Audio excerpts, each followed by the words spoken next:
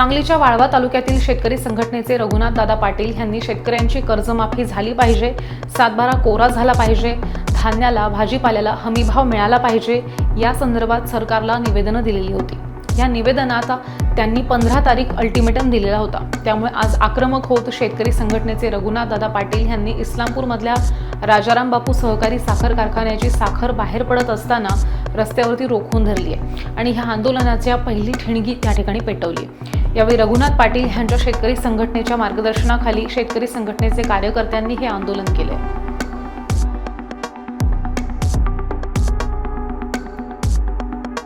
शेतकरी संघटनेचा जय असो, शेतकरी संघटनेचा जय असो। उसाला 5000 भाव मिळालाच पाहिजे, संपूर्ण कर्जमाफी झालीच पाहिजे।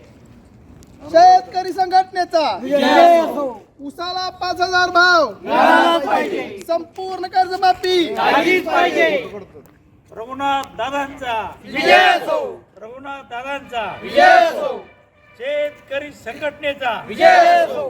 कर कर्जा नहीं देंगे, बिजली का बिल नहीं देंगे, कर कर्जा नहीं देंगे, बिजली का बिल नहीं देंगे। शेतकऱ्यांचे संपूर्ण कर्जमाफी झालीच पाहिजे, शेतकऱ्यांची संपूर्ण कर्जमाफी झालीच पाहिजे। आज शेतकरी संघटना रघुनाथ दादा शेतकरी संघटनेच्या वतीनं राजाराम बापू सहकारी साखर कारखान्यावर ठरल्याप्रमाणे या भाजप सरकारनं इलेक्शनमध्ये तुमचं शेतकऱ्यांचा सातबारा कोरा करतो असं आश्वासन दिलं होतं व जाहीरनाम्यात सुद्धा दिलं होतं। पण सरकार ही सत्तेवर आल्यामुळं आता ते सगळं डावलू लागलं आहे।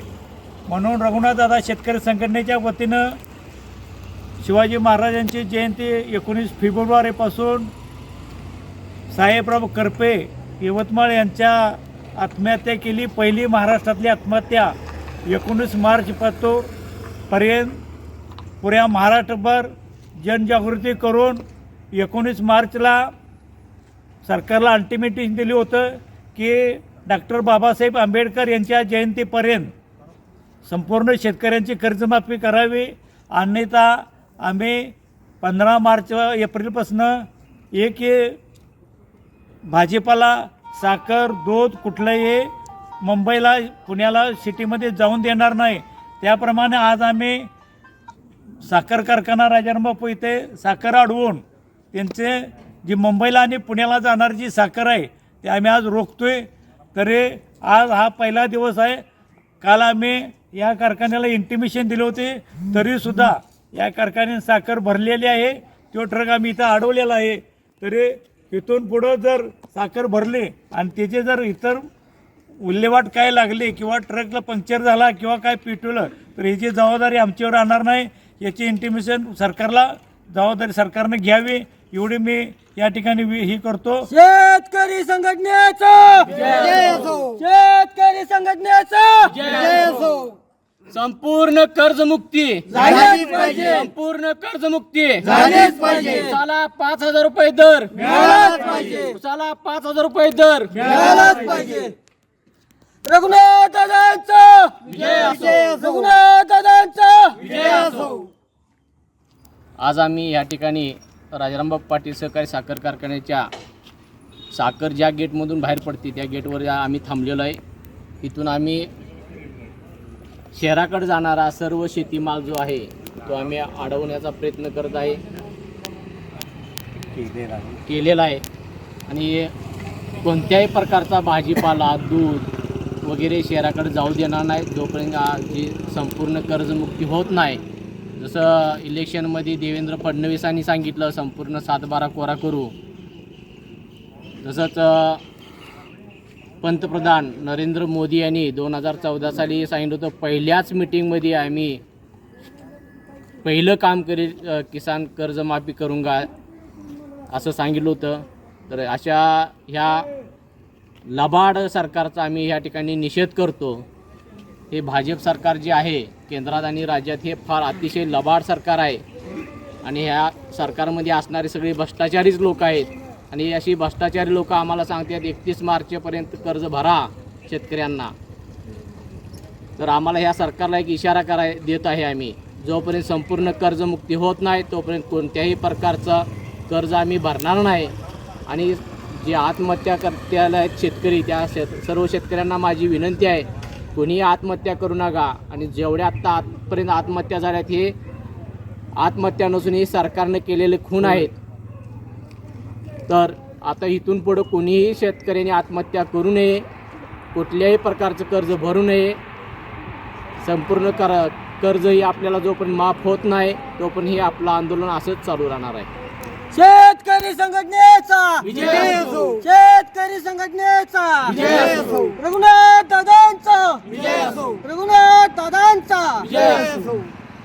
आज आम्ही या ठिकाणी राजाराम बापू सहकारी साखर कारखान्याच्या कार्यस्थळावर शेतकरी संघटनेच्या वतीनं साखर अडवण्यासाठी आलेलो आहोत.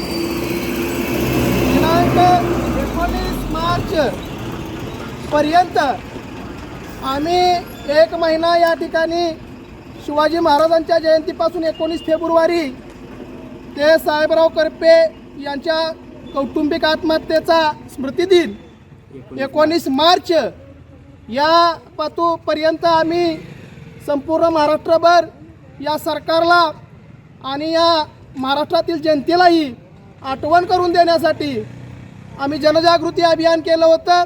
त्यानंतर पुण्यामध्ये आयुक्तालयावर जाऊन सरकारला आणि आयुक्तांना, कृषी आयुक्तांना निवेदन दिलं होतं आणि 14 तारखेपर्यंत या ठिकाणी सरकारनं आमची संपूर्ण कर्जमुक्ती करावी म्हणून आम्ही अल्टिमेटम दिला होता. परंतु या ठिकाणी आज सरकारनं कुठल्याही प्रकारे या ठिकाणी या आश्वासनाची पूर्तता केलेली नाही किंवा अल्टिमेटम दिला होता यावर कसल्याही प्रकारचा निर्णय घेतलेला नाही, बैठक घेतलेली नाही.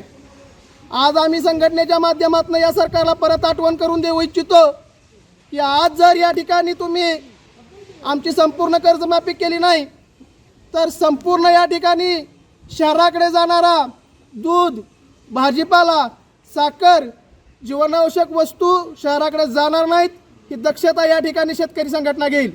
शेतकरी संघटनेचा विजय असो. आज आम्ही पहिल्यांदाच राजाराम बापू सहकारी साखर कारखान्याच्या गेटवर या ठिकाणी साखरेचा ट्रक अडवलेला आहे आणि या ठिकाणी कारखान्याच्या प्रशासनाला सन्माननीय आमदार जयंतराव पाटील साहेब, आता तुम्ही सरकारमध्ये नाही आणि या आंदोलनात तुम्ही सहकार्य करावं असं मी त्यांना आव्हान करतो.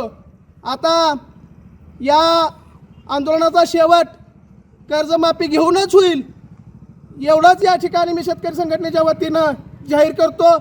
आणि आम्ही यापुढं परत एकदा सांगू इच्छितो की रस्त्यावर कसल्याही प्रकारे शेतीमालाची वाहतूक होणार नाही. साखर, दूध, भाजीपाला त्याचबरोबर कसल्याही प्रकारचं धान्यसुद्धा या ठिकाणी शहराकडे जाणार नाही, महानगरांच्याकडे जाणार नाही याची दक्षता शेतकरी संघटना घेईल. शेतकरी संघटनेचा विजय असो. शेतकरी संघटनेचा